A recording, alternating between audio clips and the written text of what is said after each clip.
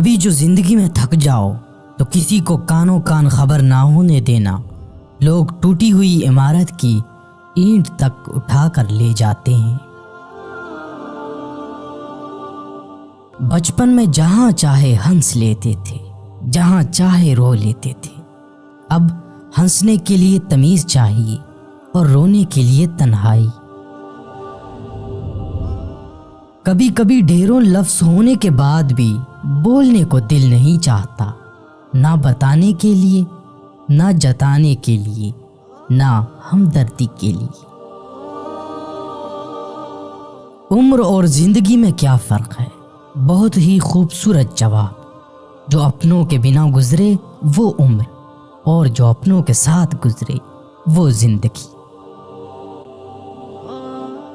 میں نے ایک چیز پر غور کر کے دیکھا ہے، میرے رب نے مجھے کبھی میری ہمت اور برداشت سے زیادہ نہیں آزمایا، لیکن انسانوں نے ہمیشہ مجھے وہاں سے آزمانا شروع کیا جہاں میری ہمت اور برداشت کی حد ہوتی ہے۔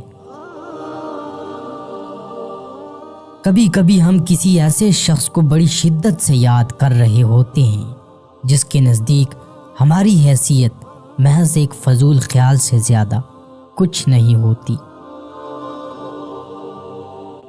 کبھی کبھی زندگی میں رونے کے لیے اتنی وجوہات ہوتی ہیں کہ ہم اندازہ ہی نہیں کر پاتے کہ اصل وجہ کون سی ہے جو ہمیں اندر تک درد دے رہی ہے۔ آدمی اچھا تھا، یہ الفاظ کب سننے کو ملتے ہیں جب سماعتیں اس قابل نہیں رہتی۔ خاموشی بے سبب نہیں ہوتی، درد آواز چھین لیتا ہے۔ برستی ہوئی بارش اور روتی ہوئی آنکھوں کا احساس صرف انہیں ہوتا ہے جن کے گھر کچے اور دل نازک ہوتے ہیں۔ اکیلے ہی لڑنی پڑتی ہے زندگی کی لڑائی، لوگ صرف تسلی دیتے ہیں، ساتھ نہیں۔ ہم لوگوں سے صرف تب تک لڑتے ہیں جب تک ہمیں ان سے پیار کی امید ہوتی ہے۔ جب وہ امید ختم ہو جاتی ہے تو ہم لڑنا بھی بند کر دیتے ہیں۔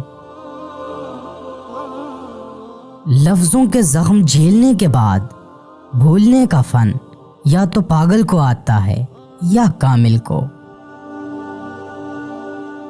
زندگی نے بہت کچھ سکھایا، کتابوں نے بھی رہنمائی کی، لیکن انسانی رویوں نے جو سبق دیا، نہ تو وہ زندگی کے کسی ورق اور نہ ہی کتاب کے کسی صفحے پر تحریر